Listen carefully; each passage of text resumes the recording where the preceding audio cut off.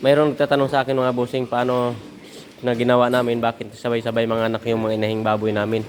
Yung mga ganyan kasi mga bossing na sabay-sabay mga anak, sabay-sabay po kasi yan na iay at sabay-sabay din po yan na awat. Kaya sabay-sabay din naglandian yan mga bossing. Kasi nag-awat kasi kami dito na 30 days saka 28 days. Inawatan po namin mga inahing baboy kaya para sabay-sabay din sila mga anak at sabay-sabay din sila maiay mga bossing. Ito yung inahin na may biik pa sa ilalim. Lumabas yung biik pagdating na 5 araw simula nung nanganak siya. Kaya pala tumigil yung kain niya dahil pala may biik pa sa loob. Tapos ngayon na lumabas na ay okay na. Labatibahin ko na lang yan. Ito yung nanganak kanina madaling araw. Balikin si yung anak. Ayan o. 11 dito. Ito yung 4 ay.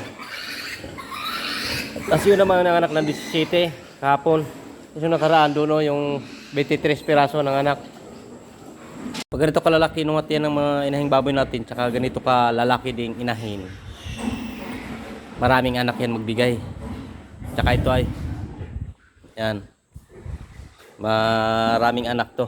Mga siguro mga city tulad niyan ito ay, yung anak niyan. Tiya ng ipuan, napakalaki. Yan o, tsaka malaking inahin. Tapos ngayon, yung tiya naman ng ipto.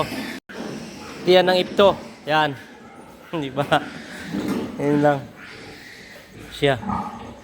Ganyan lang siya kalaki. Basta mga ipto.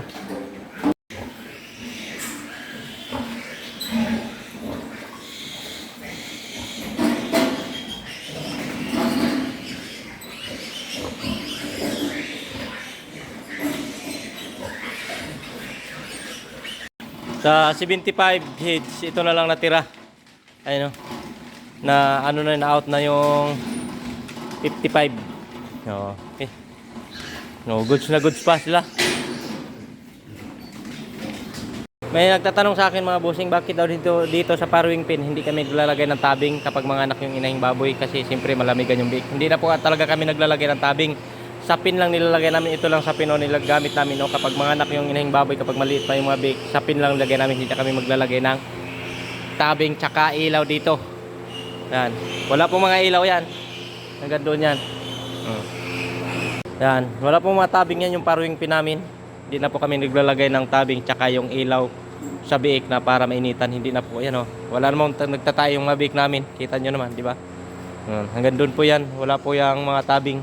Naglalagay lang po kami sa pin yun o. Yung sa pin na mga joke sack. Yan. Yung mga biik na to, nakita nyo yung mga busing mga payat na iba. Dahil hindi na po niya to anak. Yung anak niya, inawat ko na. Pero bago ko siya awatin, yung mga anak sa ina, dapat kumain na po ng feeds. 25 days pa lang po yun, inawat ko na kay para yung mga bansot na isama-sama ko dito sa isang inahin. Ayan sila. Sayang naman kapag hindi maagapan agad yung mga bansot, pababayaan lang natin. Yan, pag ganyan, nagkumpukan, nilalamig yan. Yan sila, nilalamig yan. Kung magkakalat yan sila, ibig sabihin hindi yan nilalamig. Tapos tulad dito, yan, nagkumpukan sila. Importante talaga dito, ibaba yung tabing kaya para hindi sila magtae. Yan o, nakataas kasi yung tabing. Kailangan natin ibaba. Yan, ito na yun siya. Kumain na siya. Malakas na kumain.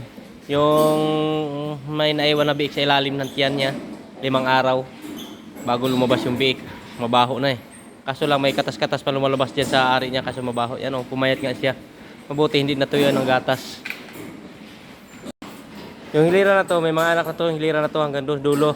Tapos dito sa kabila, wala pa. Yan o. Yung dito pa yan. Yan.